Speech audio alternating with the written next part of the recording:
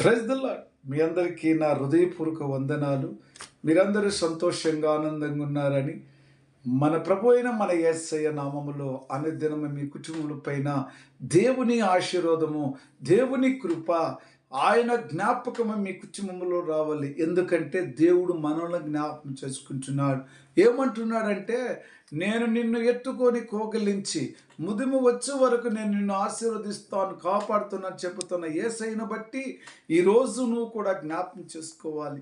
ఆయన నామం ముందు నువ్వు ఎప్పుడు కూడా ఆ నామమును స్తుతించి సాగిలపడి నమస్కారం చేసి ఆయనకు మహిమ కలిగినట్టుగా జీవించాలని మనందరం కూడా ప్రభు నామములో ఎంతగానో ప్రేమించిన వారు ఉంటున్నాము కదా.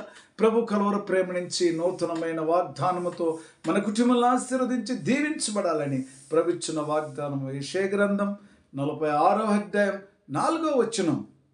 ముదిమి వచ్చు వరకు నిన్ను ఎత్తుకునివాడును నేనే, ఎత్తుకొనుచు రక్షించువాడును నేనే. నేను ముదిమి వచ్చు వరకు నేను ఎత్తుకున్నవాడును నేనే, ఎత్తుకొని రక్షించువాడిని కూడా నేనే. దేవునికి స్తోత్రం.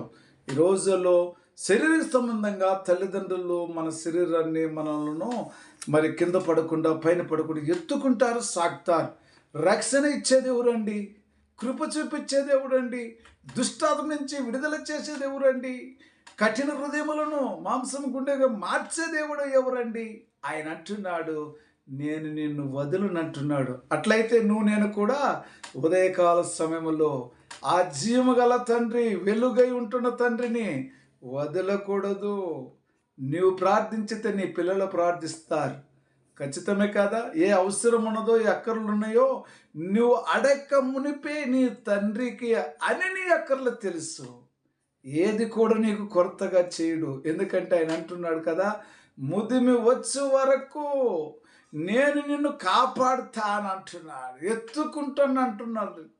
మరి ఈ రోజుల్లో ఎవరయ్యో మనల్ని ఎత్తుకుంటున్నారు? ఒక బిడ్డను 3-4 సంవత్సరాల దాకా ఎత్తుకోగలరా? 1 సంవత్సరం ఎత్తుకుంటే నడవమని చెప్తాం. ఏదేమంటుండంటే, నువ్వు ముసలితనం అయ్యేంత వరకు కూడా నేను నిన్ను ఎత్తుకొని నడిపించదును. నీ చేయి పట్టుకొని నువ్వు వెళ్ళుచున్న మార్గములో, నువ్వు పనులు చేస్తున్న మార్గములలో, నువ్వు ఎక్కడ కూర్చున్నా ఎక్కడ లేచినా నేను నీ జతలో ఉందన్నట్టుగా వాగ్దానం చేస్తున్న యేసయ్యను నువ్వు ఎలా మరుస్తావండి? మరువకు. రాత్రి సమయంలో ప్రార్థన చేసుకుంటున్నప్పుడే, ప్రభువా ఏకోజామున నాకు మెలకువిచ్చి మళ్ళీ మీ బంగారు పాదముల దగ్గర నేను ప్రార్థించుకుంటే కృప దయచేయమని అడిగే పిల్లలుగా ఉండాలా. అంతేకాని దేవుని నామానికి దూరముగా ఉండటానికి లేదు. దేవుని నీతికి దూరముగా మనం ఉండకూడదు అంటున్నాడు. దేవుని నీతికి మనం దగ్గరగా ఉండాలా, దేవుని కృప పొందుకునే వారికి ఉండాలా. కాబట్టి ఆయన అంటున్నాడు, మరి తల్లి ఒడిలో మొదలుకొని నిన్ను నేను తల్లి ఒడిలో కూర్చోబెట్టినప్పుడు నేను నిన్ను ఎత్తుకొని కరుణించి కాపాడేవాడుకుంటున్నాను.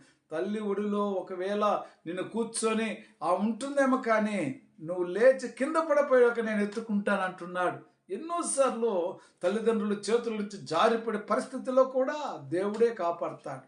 కాబట్టి ఈరోజు నువ్వు ఎక్కడ తప్పిపోకుండా, దుష్టుడి చేతిలో పడకుండా, సాతాను చేతిలో పడకుండా మృదిమి వరకు నేనే నిన్ను తోడుగా ఉంటానని చెబుతున్నాడు. 2025 సంవత్సరంలో తోడుగున్న మన గొప్ప దేవుడు 2026 సంవత్సరం కూడా ప్రతి కుటుంబముతో కలువరు ప్రేమ ద్వారా అనుదినము నూతనమైన వాగ్దానముతో మాట్లాడుచున్న గొప్ప దేవుని బట్టి ఒక్కసారి ఆలోచన చేస్తామా? ఆయన ఏమంటుండంటే, ఓ ఇజ్రాయేలు జనులారా, ఇజ్రాయేలు జనులారా, ఒక్కసారి ఆలకించుడి. నా మహిమ మీ పైన, మీ పిల్లల పైన నేను అనుగ్రహించున్నాను. ఆయన మహిమ ఉంటుందండి మనకు. ఉదయం లేగానే మరి మనము ఎన్నో కష్టాల్లో, బాధల్లో, చింతల్లో పండుకొన్నప్పుడు, ఒళ్ళు నొప్పులు, కాళ్ళు నొప్పులు, లేబుద్దు అని మనల్ని అనగదీర్చినప్పుడు కూడా నా మహిమ మీ శరీరములో, మీ ఆత్మలో ఉంటుంది. కాబట్టి ఓ ఇజ్రాయేలు జనములారా ఆలకించుడి. మనం ఆలకిస్తామా? ఆలకించిన ప్రతి బిడ్డ దేవుని నామంలో ప్రార్థించే వారికి ఉంటారు. గమనించుకోవాలి, కఠిన హృదయములుగా మనం ఉండటానికి లేదు. మాంసము గుండె కలిగినట్టు వారి గుండి దేవుని మయంపరచేవారుగా.